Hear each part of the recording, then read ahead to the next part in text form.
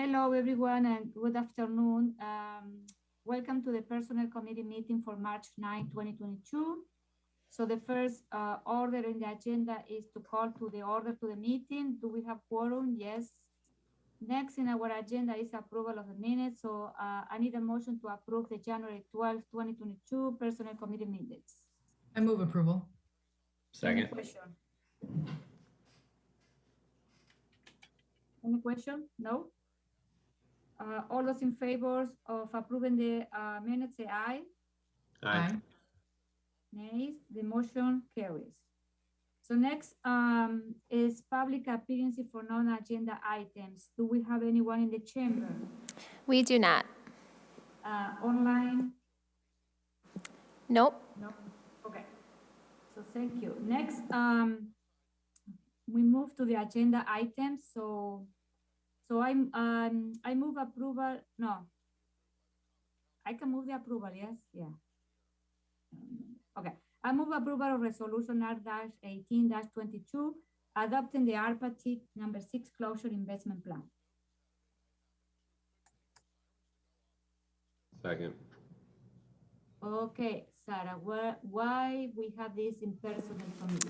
Yeah, so this was added due to guidance from Misty. Any committee, board, commission, or authority that is scheduled to meet between the release of the mayor's proposed investment plan and the final adoption has to include this as a referral. So the intention of this referral is to provide an agenda item for the groups to share their thoughts on the investment plan with their council representative for consideration. Depending on the timing and level of support, a member of the council could then submit a proposed amendment to the plan by the February 14th deadline for council, but that is passed. If a committee is scheduled to meet prior to the amendment deadline, this referral will go to the first meeting. However, if the first meeting is after the amendment deadline, the referral is scheduled to go to the meeting after the council proposed amendments are released. So I think it's an opportunity for personnel to talk about anything they'd like to see as part of the mayor's proposed investment plan. Okay, so I know that there was something for personnel in the mayor's investment plan.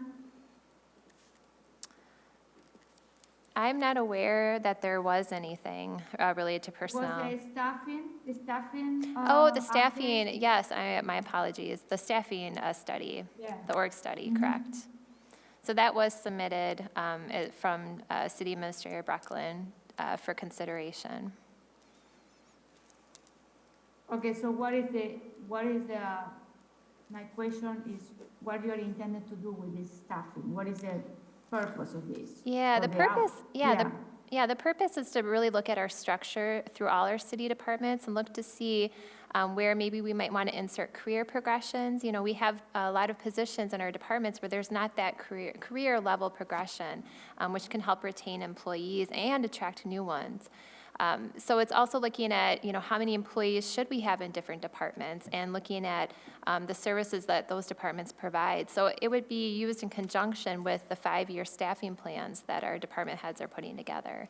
So it would help provide some justification and clarity as far as whether or not these new positions that our department heads are hoping to add in the next 5 years, how does that compare to what a consultant would see coming in doing an org study?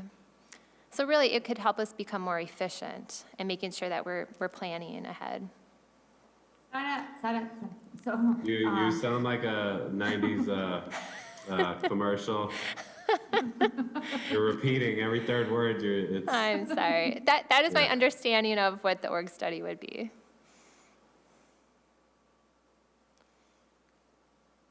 okay, so I don't know. I think my question to you, I know there is, is part of I have the whole agenda, okay. Part of the agenda, there is another item that I wanted to discuss here, and maybe we can incorporate in that staffing too.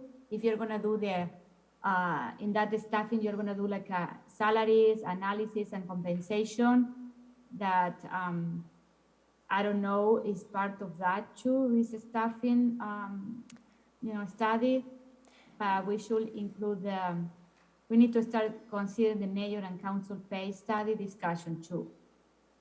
Yeah, the mayor and council pay we have as a later agenda item. Yeah. There is the market poll that's going to happen this year. That's something completely separate from the org Okay, study. okay, So okay. that was already put Okay. into the 2022 budget. Okay, fine, okay. So I don't know, do you have any other question, Gabriela and Joe, about? Not at this point. It's too late to put anything new Yeah, in. too late to put amendments. Yeah, so. I think another study that is planning, is part of the mayor investment plan, is organizational study. So, are you aware of that? I am not aware of that. Okay. Okay. So I don't know, I imagine that you should be aware because it's related to the organizational structure of the, the agency and how it's gonna, it's about people too, so I don't know. This is separate than the organizational structure study that we were just talking about?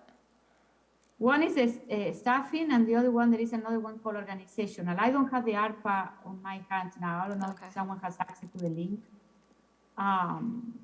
But I remember that these two were included there, so, Oh, okay. I thought they went hand in hand, so I must be confused. okay. Okay, any other question?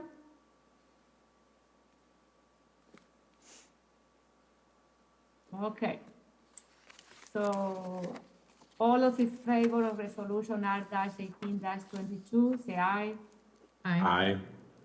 Aye. Nay, the motion is approved. Okay. So next, I move approval of resolution R-41-22, amending the 2022 general fund and water utility fund budget. You put the amendment, I don't have that, sign-on bonuses for summer seasonal positions.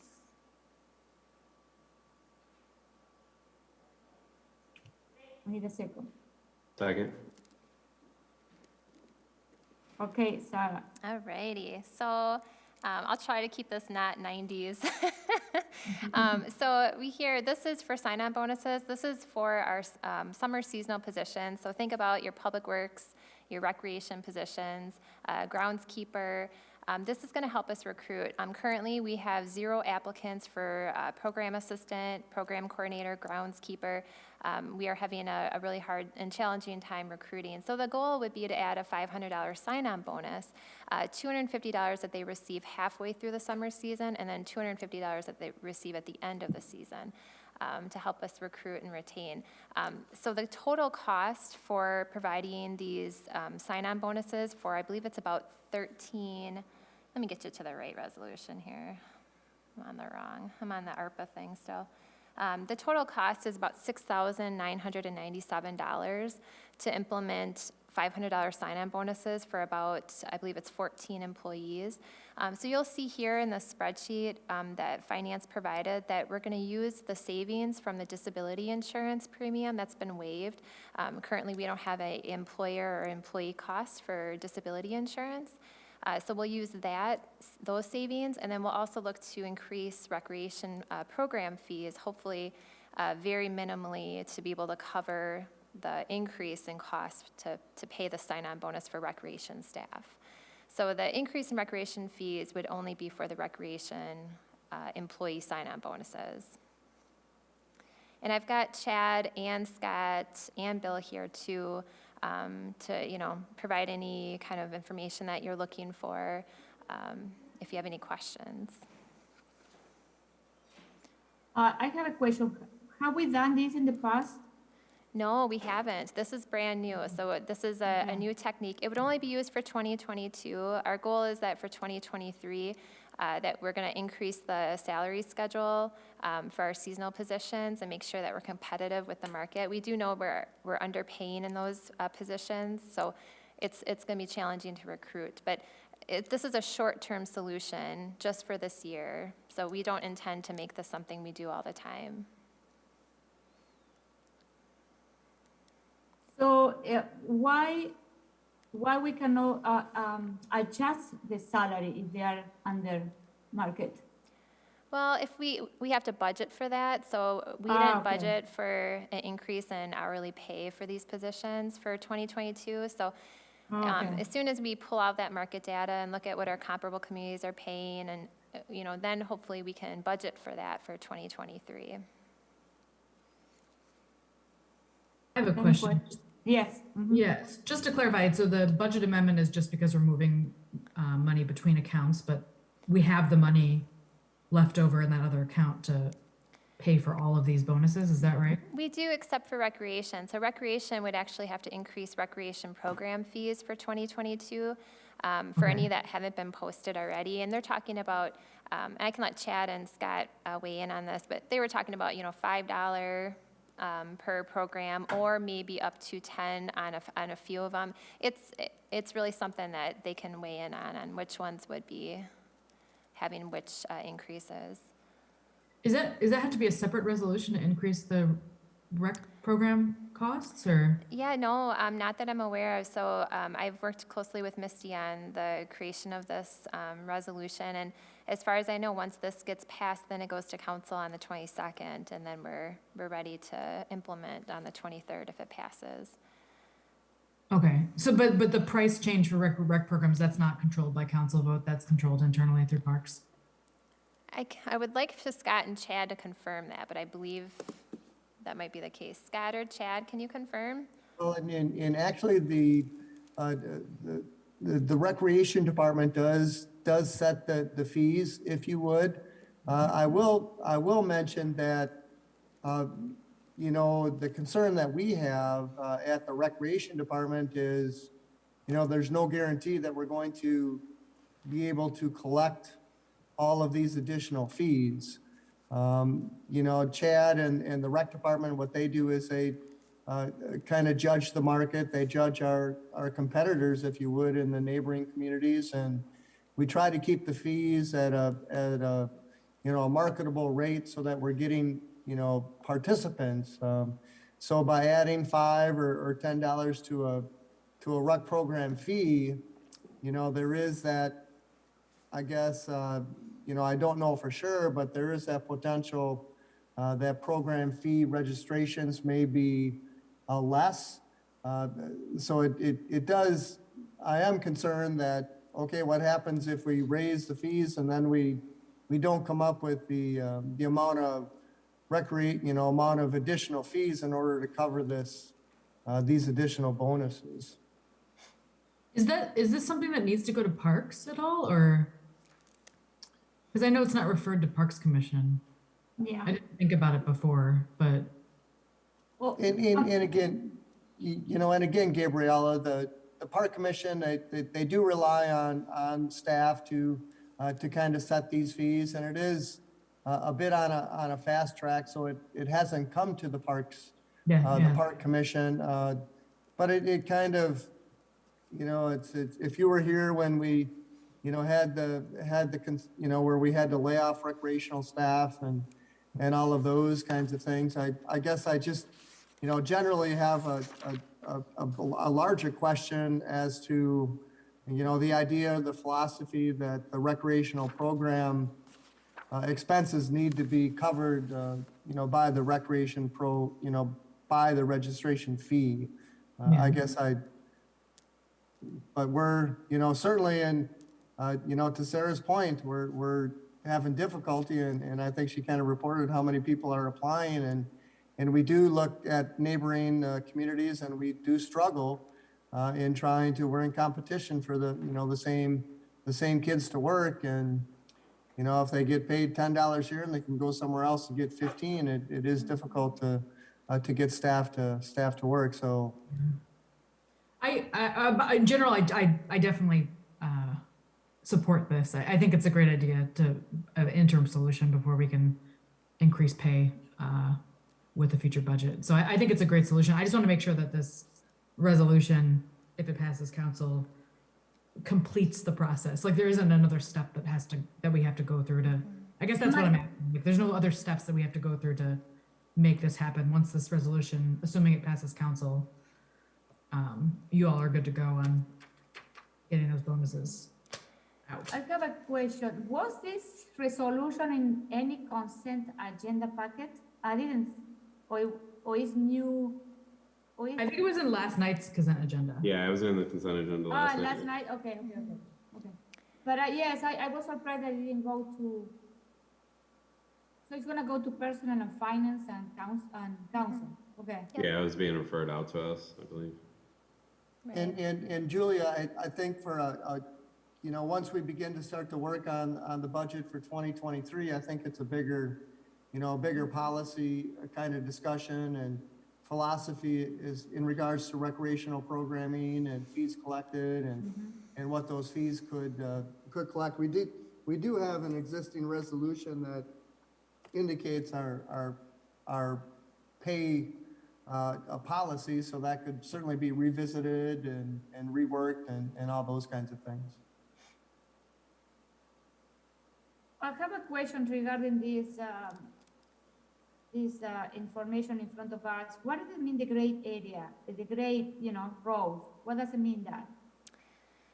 So the gray, I think, is just to show the different, boy, I wish I didn't color code this part of the spreadsheet. So looking at this, you can see it's the first part is the Public Works Parks, the Program Assistant for Recreation.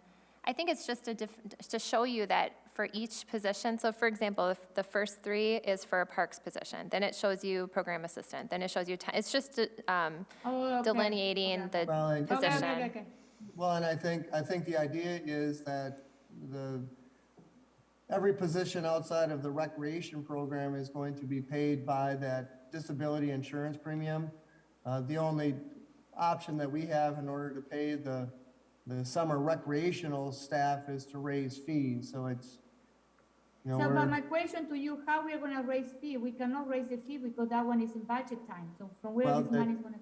I'll let Chad kind of give you a up to date on where we are with those fee settings.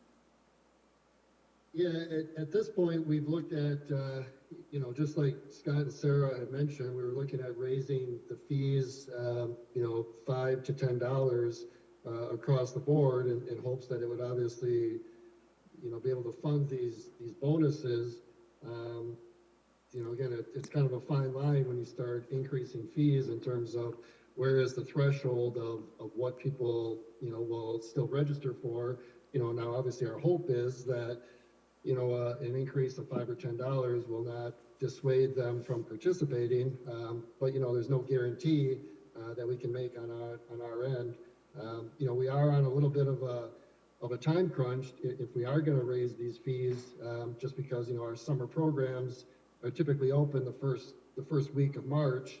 So for us to kind of sit and wait for a couple of weeks, we've got people who are anxiously awaiting our programs to open. So if we're going to increase the fees, we're certainly willing to do so.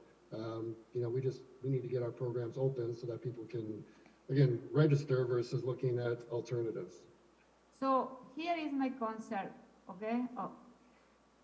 I think my question is, I am all in favor with this signing bonus. I am concerned about the funding, because I think, there is money from the utility because they're going to take it, but for the parks or for the recreational, we need to raise the recreation program.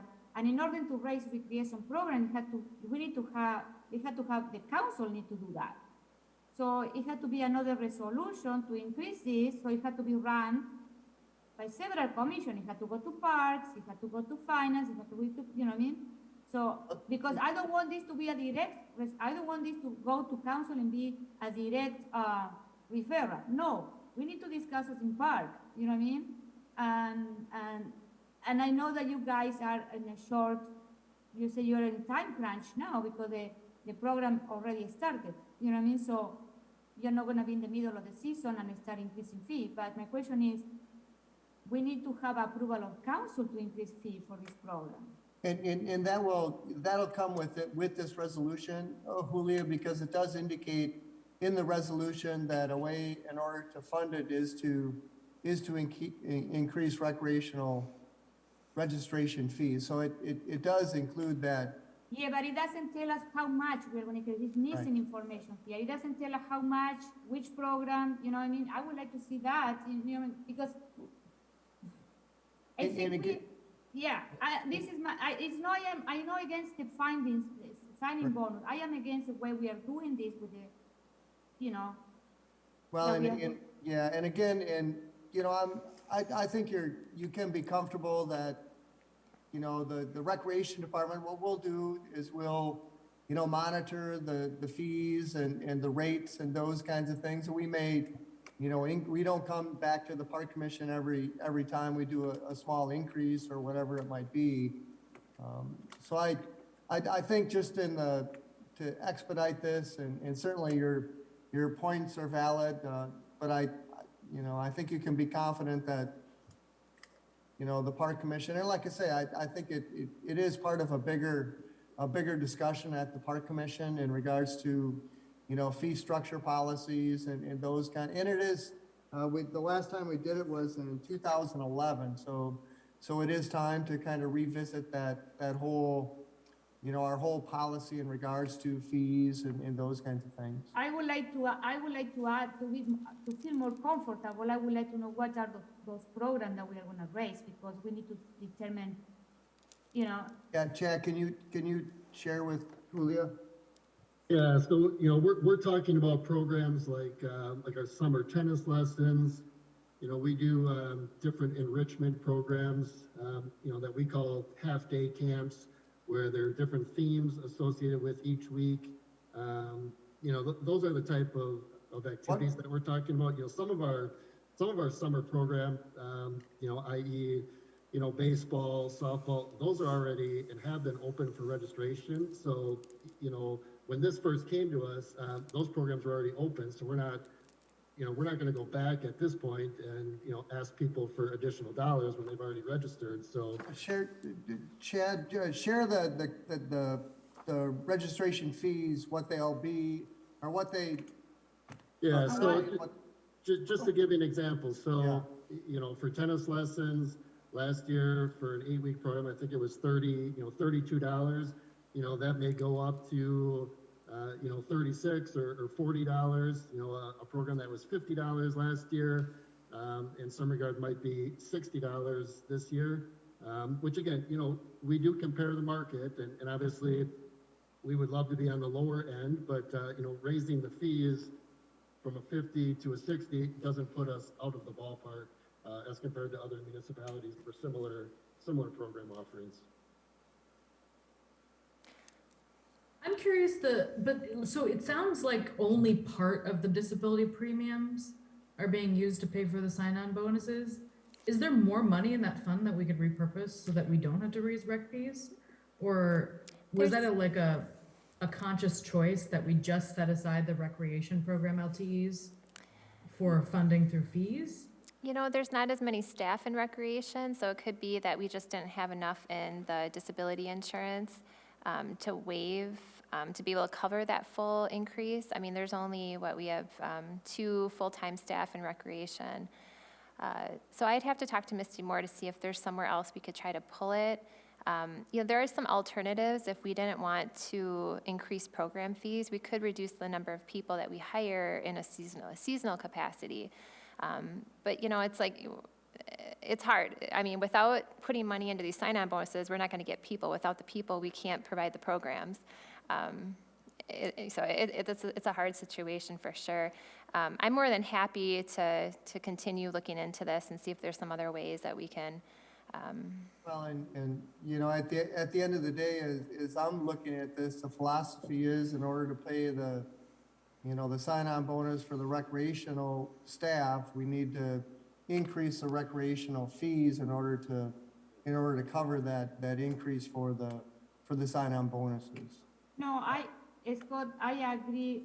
You know, I don't have any issue with the signing bonus. I have an issue with the way we are doing this, you know, how this is coming up to us, you know, and I would like to have more information about what are the future recreation programs that they're gonna be. What Chad said, we are gonna increase some of the programs that we already haven't opened the registration yet, okay? So, and this is what is, that information is missing in the package, because for me, I would like to see which are those programs, what are the actual costs, how much we are going to increase, you know what I mean? Because this is the information that the council is going to ask, you know what I mean? There are going to be council members that are going to ask the same question that I'm asking right now. Yep. And And I my, can, you know, for me, this packet, this information is incomplete. You know what I mean? So, because what about those programs can affect people that, you know, if we want to put some group of people in disadvantage because, you know, compared to other one. I know that tennis, the people who usually practice tennis can afford to pay, you know, $40, $50 an hour, whatever it is, or lessons, okay? Right. But we need to determine also this increase in recreational fee is going to affect what group, what program, what demographic, you know what I mean?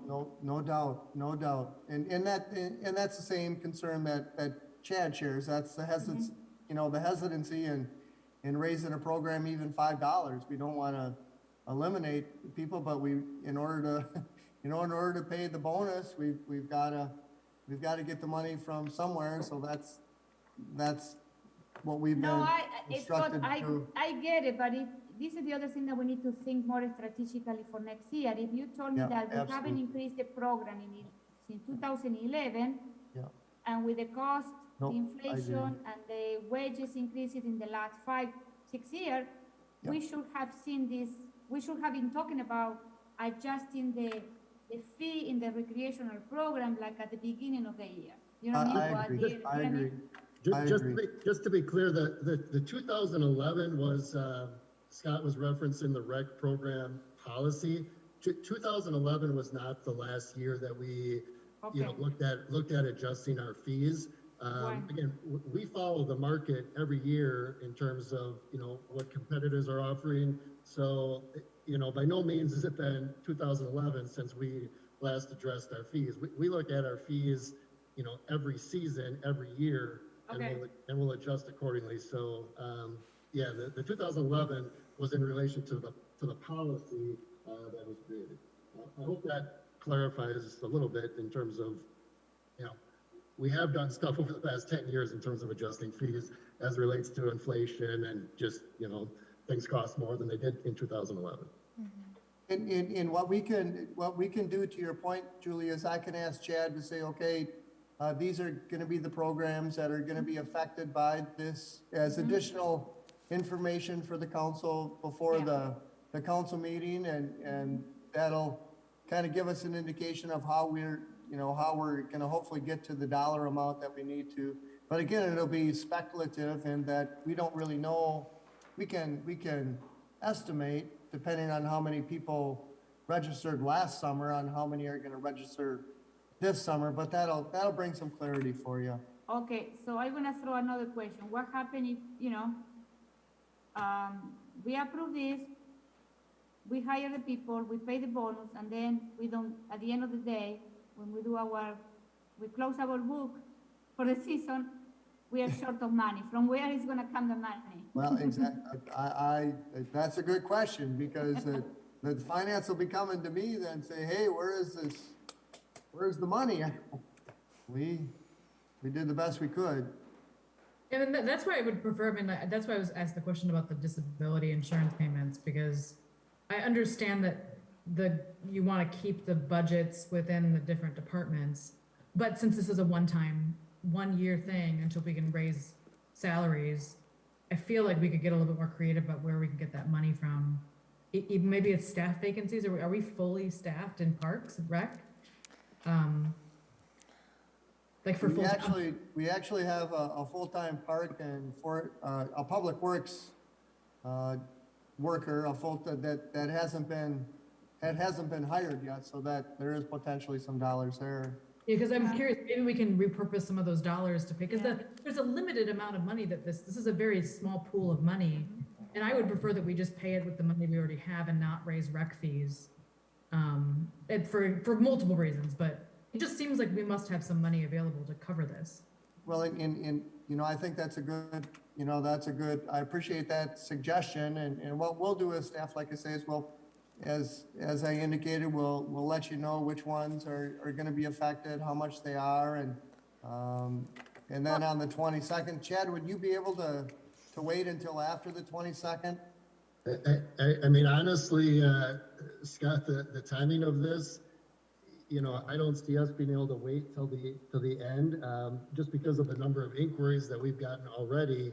And I just fear that, when we've traditionally opened them the first week of March, and now we've kind of held off a little bit because we knew this was looming, that if we wait another couple weeks, that, Well, people are going to look elsewhere in terms of registering for activities. Chad and Scott, I'll check with finance tomorrow and see if we can pull from the savings from that parks maintenance worker. That might be something we can do. Yeah. You may not even need to go to the trouble of creating a list of what programs would increase and waiting or Very anything good. like that. I appreciate that, Sarah. Yeah, I'll touch base with her tomorrow, and we'll see if we can be creative about where we pull it and avoid Very good. increasing those Very program good. fees. Yeah, and Sarah, I sit on finance as well, and I'm happy Okay. if there's some specific other pot of money that requires an amendment to the resolution. Okay. I'm happy to bring that up in finance, and then we can bring it up again at council. That's much appreciated, you guys, much Thank you. appreciated. That sounds good. Thank you. So what do we do with this? If I might, I think it's just, it's an approval of it, and then we'll, at the end of the day, you may need to change the resolution to include, to remove the increase in the recreation fee and get it from, Yeah, can we amend it now and say that we want to look for other options, to add that language in the amendment, in the resolution? Gabriela, did you mention that you want to? maybe Yeah, look I at mean, that? I guess maybe I could move to make an amendment, to the clause about, where is it? Which clause has the, It's the fourth number one. The fourth one. Number 4. okay, so whereas the price change for future recreation will be increased to account for the, I guess for the price change for future recreation will be increased, or money is found elsewhere in the parks and recreation staffing budget Yeah, as determined by, by city staff. Well, and the position I'm thinking of is that public works maintenance person that hasn't been, we're still in recruiting to try and get that position filled. Yeah, 3 months of that salary seems like that would. yeah, Could cover it, yeah. it can Yeah. cover that, yes, I But agree. I'll make that as an official motion to add that to the clause to clarify that we can get the funding elsewhere in the staffing budget rather than increase fees. Okay, so everyone is clear with the amendment? Joe, are you clear? Are you okay with that? Okay, so all those in favor with the resolution with the amendment that it was introduced by Gabriela, say aye. Aye. Aye, nays, the resolution is approved. Okay, thank you Thank- guys. Thanks, you guys. Thank you, you. Scott. Thanks, Chad. Bet, have a good night. You You too. too, bye. Okay, sorry. I lost my agenda. So next in the agenda, this is we need to, is a motion, this one? Yes. Okay, so I move approval of the new classification of Assistant Public Work Director in pay grade P of the city non-represented pay plan. Second. All right. So what you have in front of you is the Assistant Public Works Director job description. So thanks to the great work of Bill Belkey, he helped put this together. So this position, we were able to get it added into our 2022 budget. We're eager to get this filled and really excited about it. We had filled out all the necessary paperwork and sent it over to Carlson Detman for position study to figure out where to put it in the pay plan. So you're going to see quite a few documents in the packet today. This kind of gives you a summary of what the Assistant Public Works Director will be doing. Essentially, they're going to be overseeing much of the engineering projects and all of the professional engineers. We have about 4 full-time and 1 part-time staff. So much of the engineering duties will go on to this position, but the Director of Public Works is still the city engineer. And so we also included Bill's job description in the packet with tracked changes, so you could kind of see how his position has changed by adding an Assistant Public Works Director. You're going to see that Bill now he'll still have oversight over engineering, but he's not going to be in the weeds, so to say, doing all of the engineering work. He'll be more oversight, providing that consultation and guidance to the assistant, but primarily responsible for building and grounds, streets, utility, the parks division, capital construction and maintenance. And then, of course, the annual operating budget and being that engineering resource for all departments. So he still is the city engineer. So if you kind of go through the packet, you're going to see updates of responsibilities. And I've got Bill here, too, if he wants to speak to any of the updates. But we're really, really excited. You're going to see the job history questionnaire in there, too. That's the form that we have to fill out that we send to Carlson Detman. To try to figure out where it goes in the pay plan. And so ultimately, they came back with a recommendation for pay grade P, which is 2 pay grades lower than the Director of Public Works position. And so we would be hoping to, as soon as personnel approves this, we could get this position posted and try to get some help for Bill as soon as possible. Okay, I have a question. Bill, if this position is going to be remote or in person?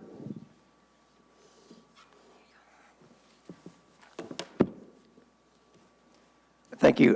Could you repeat the question, please? If this position will be remote or in person? It would be in person, but subject to our personnel policy to allow for remote work. I think it's up to 3 days a week. Okay, because my question from remote is, what happens if you have a very good candidate that is not from Wisconsin, is from Illinois, Minneapolis, Michigan, or Minnesota, you know what I mean?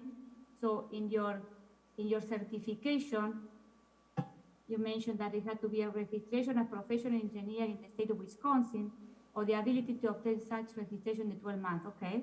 You're giving the flexibility if someone is coming from another state, okay? A must possess a valid Wisconsin driving license, okay? So if we are considering people that maybe are working remotely, you know what I mean, how we can be more flexible with this certification, you know what I mean? Right. The certification for the professional engineer would have to be, it's a requirement for employment with the city and to do engineering in Wisconsin. So we would have to have them obtain that. There's professional engineers throughout the country. They have licenses in different states. They apply to the different states. But we would still require them to be, on site per our policy, several days a week. But they couldn't just, live in Texas and be part of the city of Fitchburg. Okay, so that one is here in the application. You mentioned that it's an in-person position. I'm sorry, can you repeat that, Julia? So where is this information in the application? In the work environment? Yeah, this is just the job description. So when we put the job posting together, we can highlight the ability to telework up to 3 days a week. I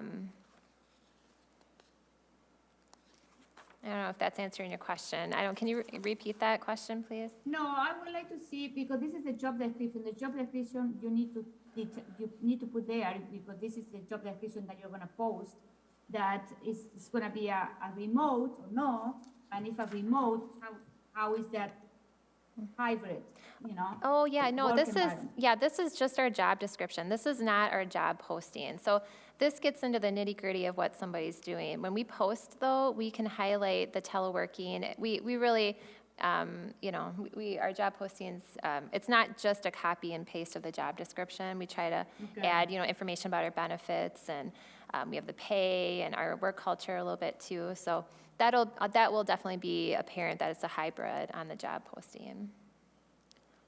Okay, I have one question. yes. Under the physical demands, does this person need to pick up, carry things? I mean, I understand that there's a requirement to be on site to visit construction sites as part of the requirement under work environment, but I'm just curious if the exerting 20 pounds of force, up to 10 pounds of force frequently, is that really a requirement for this position? So I consulted with Tracy Foss, who's one of the engineers, to kind of get at what the physical demands are of the position, and quite regularly the engineers are doing some of these physical demands. So because this person will be supervising the engineers and will be out in the field sometimes, that's where that information came from. But Bill, if anything stands out as not looking correct, we can certainly update that.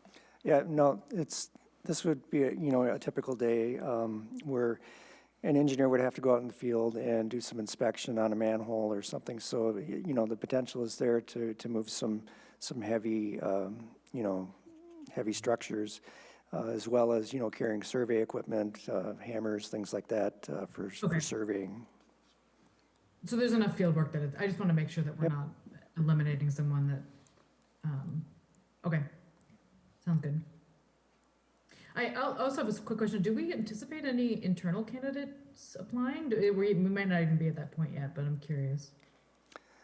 Yeah, we have several that are qualified under the minimum duties and education and experience. So it's possible that we could have internal candidates.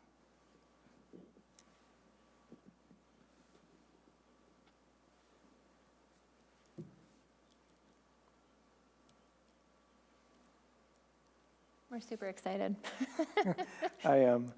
I mean, when I did look at the needs of the department and just being here from the past 5 years, we really do need to take a strategic look at our city and the services we provide, and that's not really something that I've been able to do in the past couple of years in this position, and to allow me the ability to look from the department and the citywide, what we've done, what we're doing, why we're doing it, and then be able to project that forward. You're going to see, a sustainable plan going into the future for public works and how it fits in strategically with the city.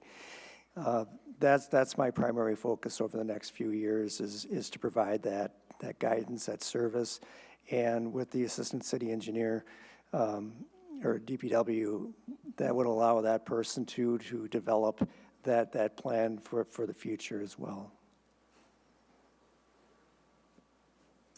So I have another question. Because you're looking for an engineer that is going to be supervising different engineer. You have maybe a water engineer, a transportation, I don't know, So the question is, what is your ideal candidate? What should be his background, because civil engineer, there are different, you can be a geotechnical, you can be water, you can be, construction management, you can be, what is the other one? Transportation, structure, you know what I mean? So which one is your ideal candidate? Yes, all of them. That would be ideal. By increasing the amount of experience required, hopefully we'll have some candidates that have had experience in multiple areas that you referenced. And, my experience is all of those above. So, by the time I came to Fitchburg, I had a lot of that experience. And, you've got your favorite, type of engineering that you like to do. I like to do transportation. I like to do water, those kind of things, stormwater. But I've got experience in all the other areas as well. So, you know, as this assistant comes in, you know, they might have a certain skill set, but be able to apply that to other engineering areas as well and develop those skills so that they become more well-rounded. Well, I thought that engineer, you had to be specific in one area. You know, I know people that, my friends that are engineer, they are only in this area, especially like in this area, you know, they are very specific on the type of engineer they're doing. So this is what I am, you know, it's gonna be, I don't know, maybe you know more about that in public you know, in government, maybe there is a different type of, an engineer with different backgrounds, you know, maybe they know a little of everything, but they are not like an expert or anything. Sure. Yeah, there's some experts in some areas like structural engineering where you're designing bridges and things like that. You know, other people have areas of expertise in wastewater, transportation, traffic. So, you know, ideally they might be an expert in one area, but you know, if you're an expert in one area, usually you can apply those to other areas of civil engineering, municipal engineering as well. So. We're just looking for a well-rounded candidate for the most part, but hopefully, you know, we can find somebody that has that passion and experience in a certain area that could help us out to move forward in that area as well. Okay. Any other question? I have one more question. So it says that this is placed in grade P of the city's salary plan. Was that budgeted? Was that what was budgeted for in the last year's budget process? I am not sure about that. I'm not sure where Misty might have budgeted that position. I don't think it's far off. We did think that an assistant would fall at least 2 pay grades below where the department head is. That's how the fire, police, they're structured. So we were kind of hoping it would come in at P. I would be surprised if it wasn't budgeted at that. I couldn't tell you for sure though, unfortunately. Okay, any other question? No? All those in favor of the motion, say aye. Aye. Nays, the motion is approved. Thank you, Bill. You're welcome. Thank you. Good luck with your search. Thank you. Okay, so next on the, sorry, I have a wrong agenda. I need to look at this. So next in the agenda is mayor and council pay style discussion. Okay, so this is something that I asked Sarah to incorporate because I know that this is a very controversial issue, but we need to handle this, we need to tackle because it has been since '94 that we haven't had any adjustment to the mayor and the alder salary, and then maybe it has to be done by an independent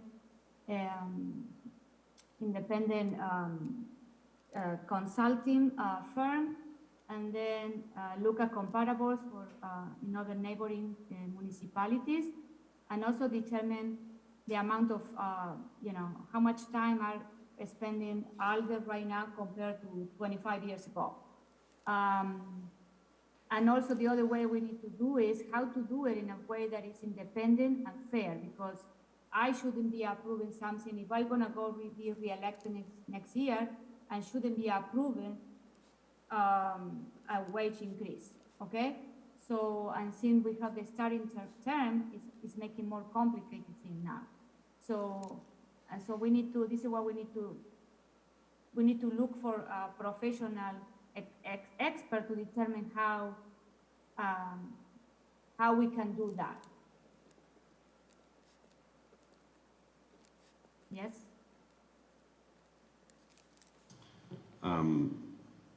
Does anyone have an idea of how this has typically happened either in Fitchburg or in other municipalities or counties?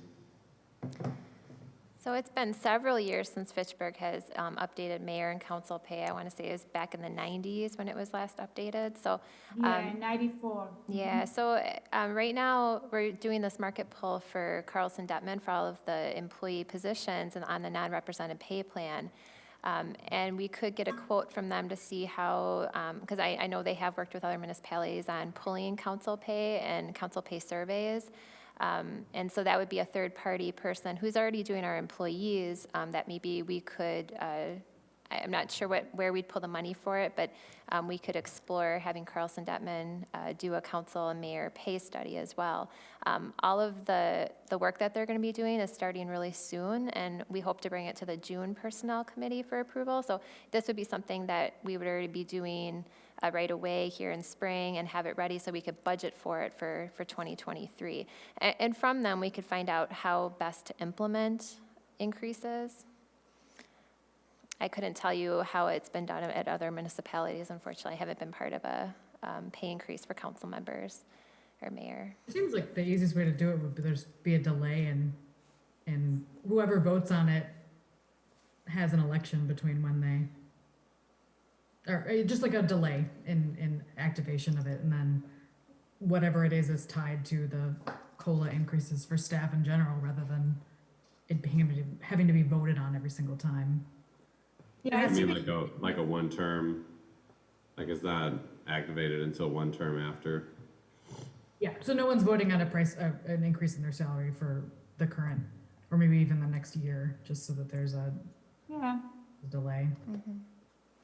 Although I just can't believe, and it's unbelievable how it hasn't been increased since the 90s. If you're not relatively independently wealthy, there's no way you could do this job. You wouldn't have the resources to be able to do it, because the city doesn't provide a phone or a computer. You have to have your own internet service, your own personal computer, Assistance. cell phone. Yeah, it's like there's your own car. There's no way to do this job without being independently wealthy, and that's a huge Or issue. retired. Yeah, or retired. It's a problem. Yeah, I think that we need to look at this as a, if we want to bring, we want more people to run, and to be part of this process, is we need to make it more attractive most of us, we don't do it for the money, but at least we need to cover, some people need to cover the basic expenses, and also if you are, you need to pay for daycare, because you need to attend the meeting, you know what I mean? So all of that things, you are excluding a lot of people for participating in this process because of financial means, you know what I mean? And also because I consider our job as an elder is, we are investing our time and expertise, and it had to have, it has to be something on the table for us too, to cover our basic expenses. And the thing is, like, we are, this is something that it's gonna be almost 30 years, that we haven't increased those. And maybe 30 years ago, the elders, they were only 1 or 2 commission. The package were like 100 pages long, but now some of us, we need to be on 3 or 4 commission. The package is sometimes at 400 pages to read. You know what I mean? So there are more expectation for us, people, because of the internet and the accessibility that the resident has on us. They can call us all of the time. We're using our phone, our internet, you know what I mean? So you name it. So, and I agree with Gabriela, if you are not independently wealthy, or you have a work that allow you that flexibility like mine, I cannot be able to do this. And I think this is what if we are gonna be doing that study, we should be part of that study too. And then maybe it has to be, maybe, I don't know what the study is gonna show, but maybe we think about gradually how to increase this over the year, If we need to have a big bump, maybe we should do it like gradually, so it doesn't affect our budget in that, but yeah, this is a controversial topic. Mayor Gonzalez tried to do it, and the council was like, how dare we are gonna talk about increasing our salary, but this is like any other regular job, and then inflation is great, it's going. We are not even adjusted by inflation, nothing. So I think it's time for, yes, it's controversial. This is what we do as an ALDE. We discuss and make decision on controversial things, and I think we need to put this on the table. Does it need to be a council decision though? Couldn't it be included in the mayor's proposed budget for whatever year it's implemented? Yeah, if the mayor wants to do that, but if the Yeah. mayor say, oh, that one, it could be a hot topic, I don't want to be the mayor, like, it's gonna increase it, you know what I mean? Yeah. So, Sarah? Yeah. I guess for this to be not just arbitrary, what kind of factors would this, I guess, study take into consideration? Because I think of if you're gonna do some sort of study on, salaries for full-time positions, you would sort of look at the position descriptions, you would look at what pay is like, throughout the industry in that profession. You would look at other, cities and, I don't even tell people that, I pretty much sort of define this to people as a volunteer position. Often people come up to me and they think that this is my full-time job, and they're very surprised to find out that I actually have another full-time job. How would one even go about determining what the appropriate pay rate? I mean, the only comparison I can make is City of Madison, and I think they're at 10,000, but they also have longer meetings than us. I know county board members make about 10,000, and school board members make maybe 4,600 a year. Yeah, we can work with Carlson and let them know what we'd like for them to pull for comparables, and they'll have some ideas as well, whether they're neighboring communities or communities that aren't really close to us, but as big as we are. So those are factors that we work with Carlson on. So we talk about where we'd like for them to pull that information, and all of the things that we've talked about already, and how do we implement this? What's the best way to do it? Do we stagger it like Julia suggested in a gradual approach, or do we just do a January 1 with COLA increases? So these are all things that they can help us with. They work with a number of municipalities on all kinds of pay studies, including council pay. So I'm more than happy to reach out and just see what something like this might cost and what it would include, and then bring it back to the next personnel committee meeting. Yeah, and the other question that I would have is expectations for the job, because I see sort of it as a baseline minimum of what an alder is supposed to do is show up to all the meetings, right, and be prepared for them. So if you're on 3 committees, depending on the frequency of when they meet, plus council, plus committee of the whole, that's the bare minimum. If you read and, the agenda packets, go through them, that's another sort of amount of time you're dedicating. If you follow up and actually ask questions based on what you read in the material and ask for staff input, that's another, amount of time you're putting in. And then if you actually spend time doing outreach to your residents, creating newsletters, responding to emails, calling people back when they get in touch with you, go into community events.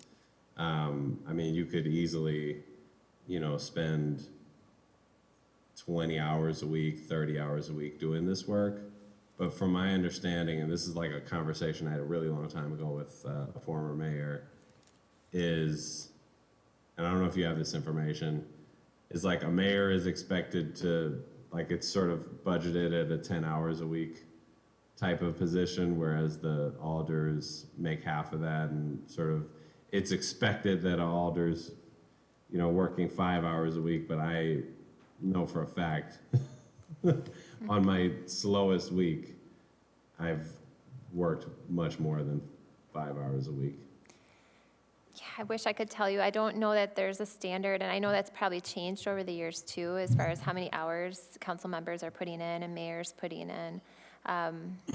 Typically, they're not Wisconsin retirement eligible, so they're not working at least the 32 hours per week, but we do watch that, and when we have new elders that might be WRS eligible, we track those, or we look to make sure they're not going to be working at least 32 hours a week. So, but yeah, no, that's something we can talk to Carlson about. I'm more than happy to explore that with them and bring that back to personnel next meeting for sure.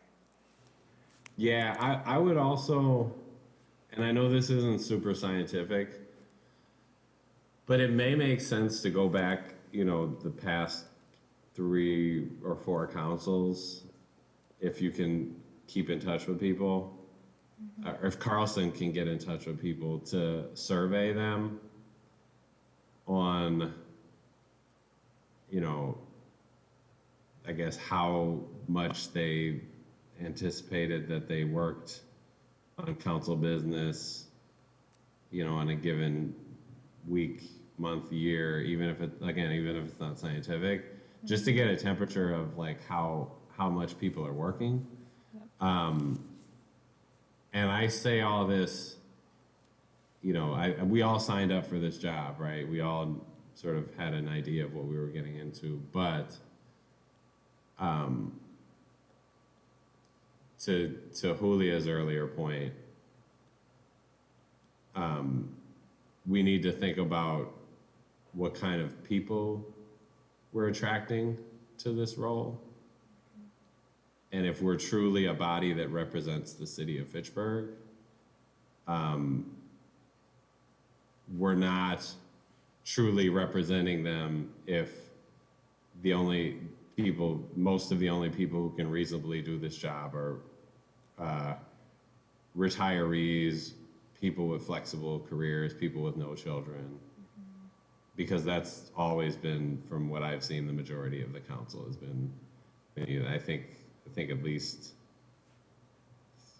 2 or 3 of our members are retirees, and that's always been the case from what I've seen.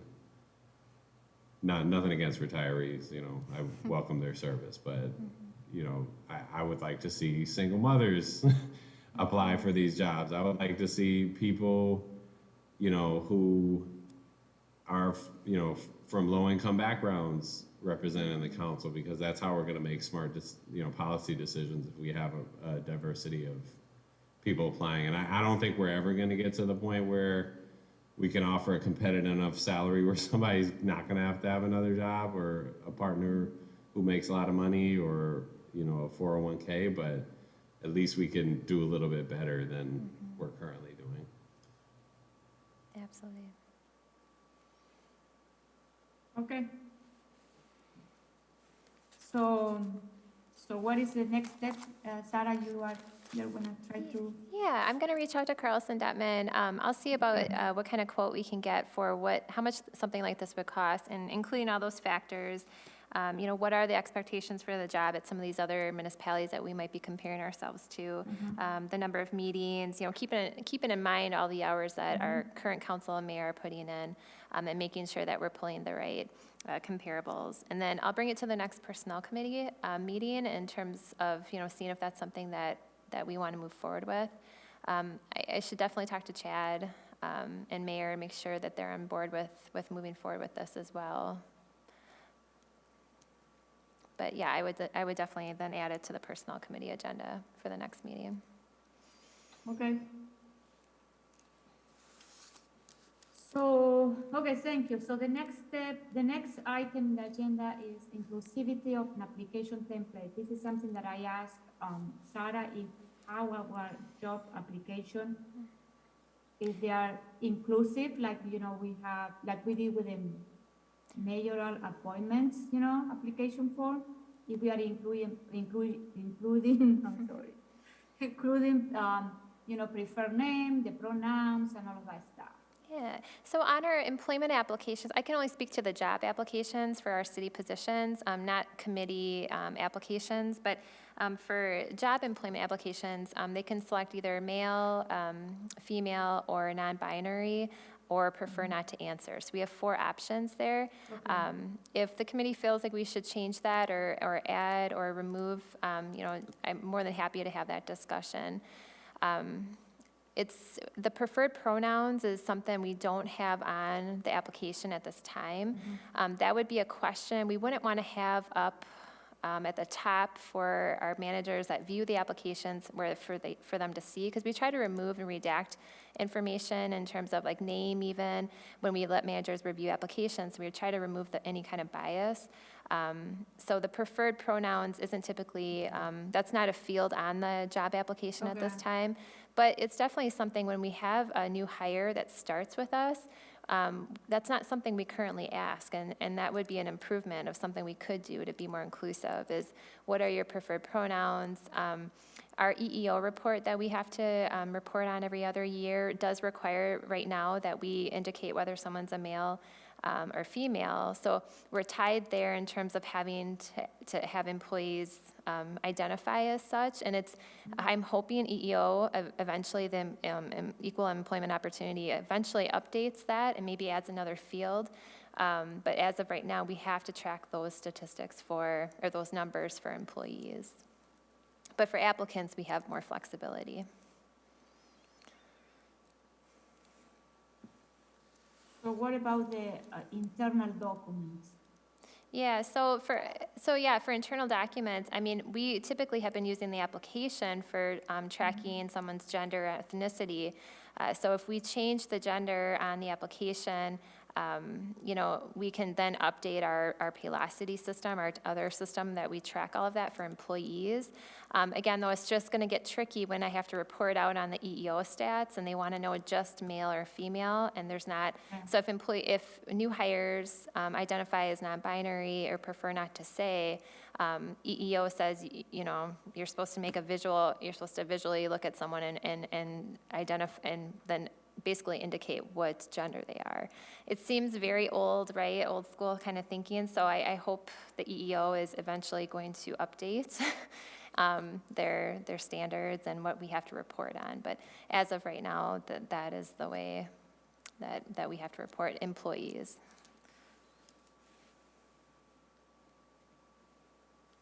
Okay, so you're saying that, because what I've seen, some people have a legal name, or they are in transition to change their name, you know what I mean? So that one you think that shouldn't be in the job application, because it can create some bias. Well, I mean, so right now we ask for their name. So someone puts their name down, they can identify their gender. We have those 4 options. We don't ask for pronouns on the job application at this time. That's something we would collect at the time of, them coming on board. Then we can make sure we're addressing employees in the way that they prefer. That's the legal, asking someone's legal name. I guess that's the goal, is that if they're applying, hopefully they are using their legal name when they apply, but I hope I'm not misinterpreting your question. Okay, no, just thinking about, because there is all this transition and we want to be sure that the city is, catching up with all of this. Right. Yep. I don't know, any question? No? Okay. No. Okay, so next we move, thank you, Sarah. Next we move to the 2021 annual report. So there's a really, HR. oh, sorry.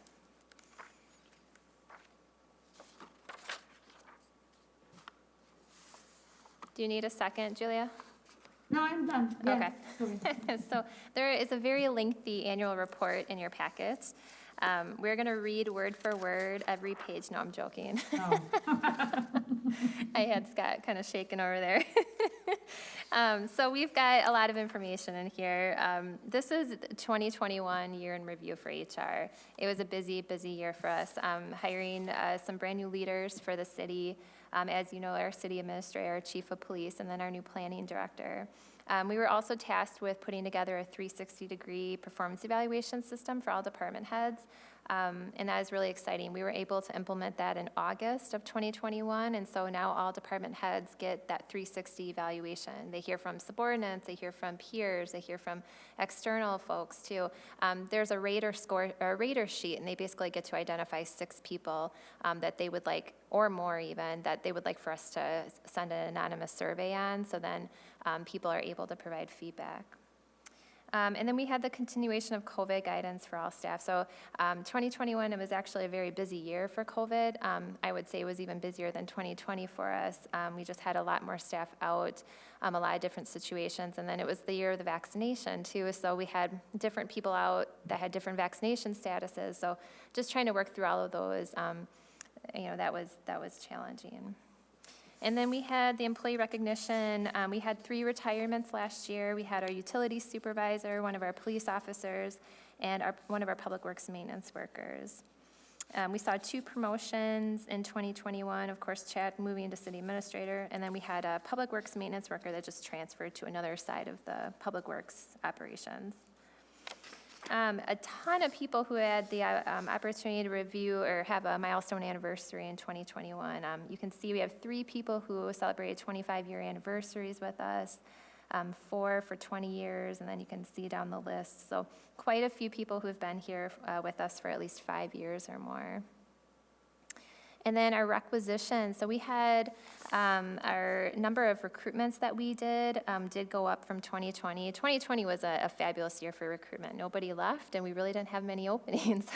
2021 picked up. We definitely saw more turnover in 2021 after the pandemic or after the height of the pandemic. And so 55 is actually, on average, we have about 50 requisitions every year to fill. If you look going back from 12 to 21. So we're right up with the average there.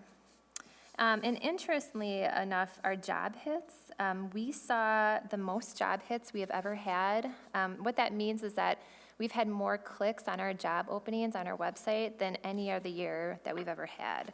So you'll see there's a graph there. We had 69,533 job hits. And that's just amazing. Our highest in the last 10 years was 45,000 job hits. But oddly enough, even though we had more job hits on our job postings, we saw our lowest number of applications come through from people. So people were definitely seeing our job openings, but weren't applying. So you'll see if you look at the applications received, we only received 947 applications in 2021, so definitely on the lower side. Our best year was 2019 with 1,552 applications received. And then you'll see, if you look at we have in here application sourced by ethnicity. Indeed is one of our most popular sites for people finding our jobs. And that continues to be the case across all ethnicities. And almost every year I pull this annual report, I see that same trend. So that's a popular site. We also, definitely get a lot of people who check out the City of Fitchburg website. And then we have a lot of word of mouth, so people who are maybe have friends or family that work here. So that's good. And we also include the 2021 applicants by gender. So that'll change, obviously. So because, we have updated our gender from, just male and female to male, female, non-binary, and prefer not to answer. For future annual reports, that will change then when we pull these statistics, because if people prefer not to answer, we won't have anything to share there. But that's just fine. We also have the 2021 applicants by ethnicity. So in comparison with 2020, we did see a decrease in the number of female applicants by 13%. Although we saw an increase of female applicants from 2019 by 5.62%. So it's interesting. You can see how many interviews we administered, right up there, kind of around our average. So we had about 332 interviews in 2021, mostly virtual interviews too. You can also see on page 45 our listings of top job titles or job postings that receive the most interest from people. Library positions are very popular with the City of Fitchburg, so we have no problem usually filling those library positions. Our recreation coordinator was the second,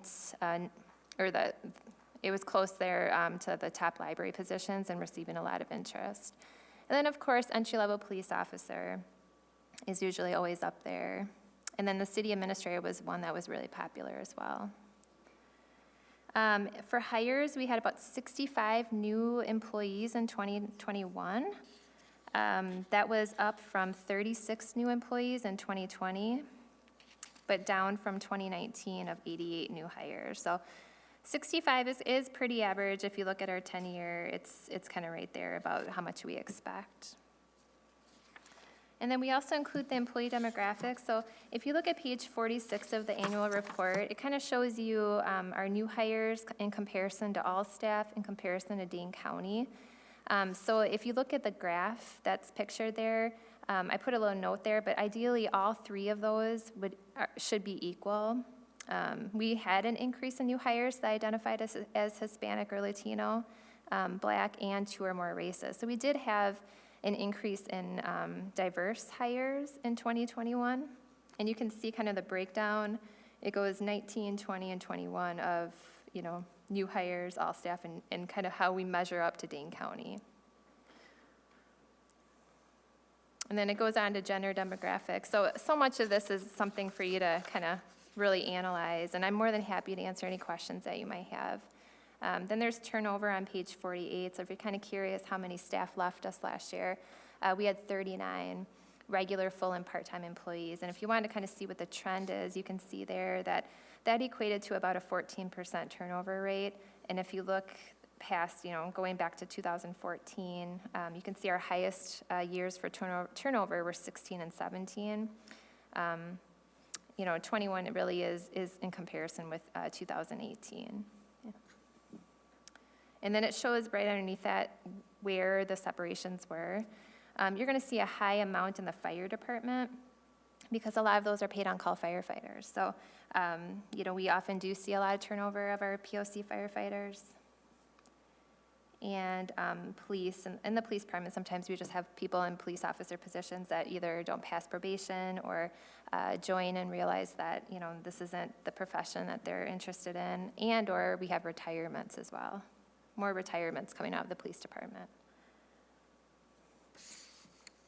So that is, and then of course, on that last page here, we talk about collective bargaining. We bargained our police contract, so we're good there, and we're in the middle of negotiations, and I think close to a final contract with fire. So there's a lot of different things that HR does. Recruitment's just a piece of it. We're involved with all the benefits administration, the job classification, workers' comp, employee engagement. There's a lot of projects too you're gonna see. On page 50, right now we're gonna be working with Carlson on a market update of the pay plan.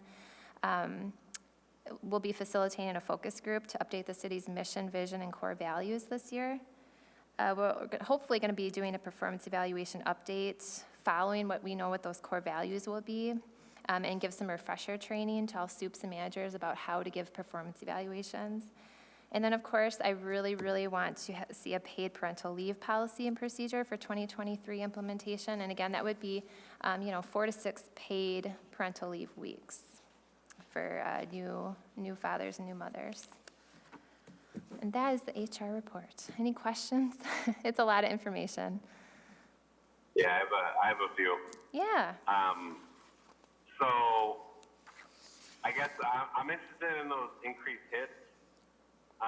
Is this something that has been seen in other cities as well? I mean, I'm thinking a lot more people are probably at home and virtual, so I'm wondering if that's like a contributing factor, if it's a fluke because of the pandemic, or if it's something particular to Fitchburg. That's a good question. And this was the year that we had the city administrator, we had the police chief, we had the planning director. I don't know if it's the type of positions that we post that tend to draw more people to it. We did have a lot of openings in 2021, more than we did in 20, but still not that number is just so huge. It really does make you wonder why. So I'm not sure about others around us if they've seen that same spike in job hits, but I do know that everyone, including Madison, are seeing a low number of applicants for positions. So that's definitely universal. The other question I had is about what kind of data you're seeing from exit interviews this past year. Yeah, so we do give questionnaires to employees as they leave, and then when they can, I'll meet with them for a sit-down, a one-on-one to find out, hey, you know, what was it about the work culture? Was it the pay? Was it the benefits? Was it the supervisor? So the reasons really range. I get a lot of great information from those. The information shared with the city administrator, the mayor, and the department head. I let them know that when they fill out the survey that it goes to all three of them so that they know that whatever they're sharing, it will go back to their supervisor just for full disclosure. But then when I meet with them one-on-one, if they don't feel comfortable sharing something with their soup, they're more than welcome to share it with me, and I can talk to Chad and let him know of any situations as long as they're okay with that. So number one, I just want to make sure they know that there's confidentiality in those exit questionnaires and that they're not just being shared with people. As far as trends with those exit questionnaires, I mean, it's all over the board. I would say, for some, it's promotional opportunities that aren't here. We don't have those career progressions. So you get into a position and there's nowhere for you to grow. And sometimes you just have to wait until a more senior person is left, and that can be hard. I would say we had a couple people leave just not wanting to be in the workforce, family wanting to be at home. With the pandemic, there's been a lot of change. So, the reasons range. I don't see a trend of like a alarming reason that people are leaving that is universal that we need to be focused on, but because there's just such a range of reasons. But I talk with Chad about those, and I do put those on the HR report every other personnel committee. They're general reasons, like I don't get into the specifics, but I might say, career advancement or left because of, higher pay. So I don't get into the specifics, but I do put like a general reasons why people are leaving. Thanks. Yeah.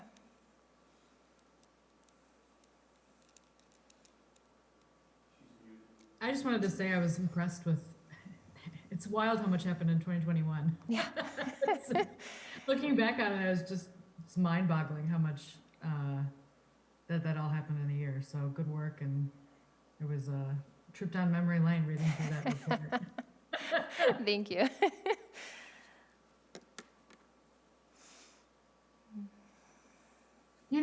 Regarding the exit interview, I don't know why the city has the exit interview. In my job, when someone does the exit interview, there is a box that says, do you want to share this exit interview with your supervisor or who else?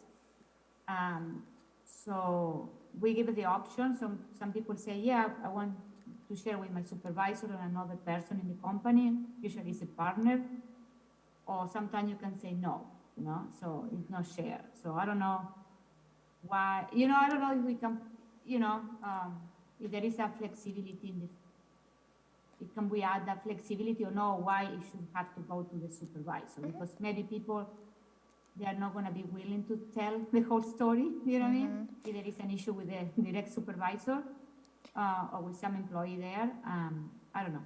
That's not a bad idea. It's been a really long time. We've always just been doing it this way, right? It might be time for a change. Maybe we do ask people on that forum to indicate who they'd like to share this with. Yeah. I think that's a really good idea. I'll definitely talk to Chad about that. Yeah, okay. Okay, Sarah, great report. Continue, you're doing a good job. Very busy. Thank you. I cannot imagine that you did 332 interviews in a year. It's the hiring managers, but we help coordinate them.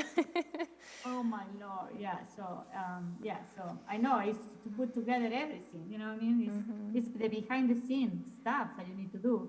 Yeah.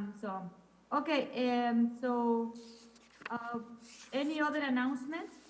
So our next meeting will be in May. Yes, it'll be in May. And I do want to make an announcement. Chad, Matt, Pro, and I are going to meet in April to talk about council and committee onboarding and the concern you had brought up about, phones and emails and how best to make sure, people know that they don't have to use their personal email address, and what is the cost of a city email address? Is there alternative methods to getting them. So as soon as we meet to discuss it internally, we'll reach out to one of you, Julia or Gabriella, because I can't remember which one brought it up first, but we'll reach out to you and maybe we can get Both some had brought it ideas. up. Okay. I have a lot of feedback, so feel free to yeah. reach out. I have a lot of things to say about it. And I And I've think been on we need 5 to do- committees, yeah. so Okay. Okay. I've seen so many problems with how people are onboarded. It's just Okay.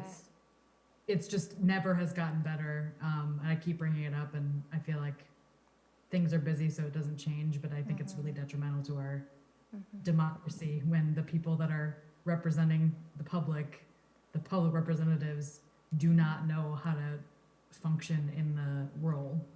And I think that's incredibly detrimental, and it's something that there's no reason why we can't improve on it. So I have a lot of feedback if welcome. Yeah, I think maybe we should put that in the next agenda to discuss this. Well, it's gonna be too late. I think we need to do I have been very vocal about onboarding new alders, because, we need to have like it shouldn't be one night or 2 nights. It should be like an orientation period, and an orientation period could be 1 or 2 months, but maybe it has to have, we need to have a more structured orientation, access to resources, where to find stuff, you know what I mean? It is, learning the simple how to run a meeting, instead of chair the meeting, or how to participate in a meeting following the rule of law, you know what I mean? So all of this basic stuff, and understanding better the process. Maybe there need to be a mandatory tour for the city. Introduce all of them to all of the head department. Come and spend a day in City Hall. Go a mandatory to spend 1 day with the police department in a shift. 1 day to spend a day or a couple of hours with the fire department. You know what I mean? We need to do better with our onboarding, because I want to tell you, for my practical experience, it took me almost 2 years to figure out how to function as an effective alder, or where to find information. Yeah. I But I do think those are 2 separate conversations. I think the Okay. onboarding of alders is definitely a concern that I have a lot of feedback on, but I guess my current concern personally would be the onboarding of committee members coming up in Okay. April. Because even the last 6 months, there have been so many issues in committees that it's just clearly an issue of people not being onboarded. And it's not they're onboarded badly, it's that they're literally not onboarded at all. Like maybe they're interviewed, maybe they're emailed a PDF, but maybe not. It's just, it's unbelievable, the fact that they have no resources and people don't have any idea how they're supposed to be operating or what they're expected, what the expectations are. It's like literally like 0. We're at 0 right now. in terms of, So we can make what- improvements, it sounds like, for sure. Yeah. Okay. And I find it's actually very frustrating and detrimental to conversations, because people don't know how to operate in these commissions. So that's my personal, and I agree, Julia, that the alder onboarding is a huge issue as well. But I think we could make a lot of improvements on the committee onboarding in a very relatively short, hopefully it wouldn't be that difficult to do it, but Right. there's a lot of work that needs to get done, so. Okay.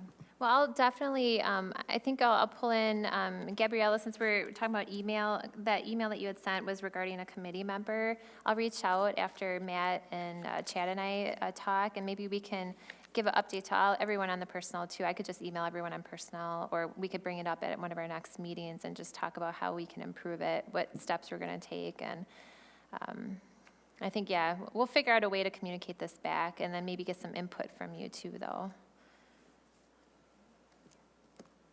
That'd be great. Maybe this committee start to putting something together, you know what I mean? Maybe a checklist, whatever it is, but we need to do a better job with onboarding people.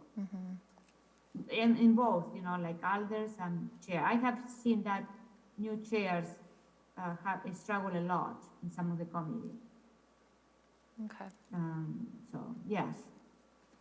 And that's the Okay. only announcement I had. Okay, thank you. So I need a motion to adjourn. So moved. All those in favor? Aye. Aye. So, so the motion to adjourn is approved, so, we are adjourning at 5:29. Thank you, guys.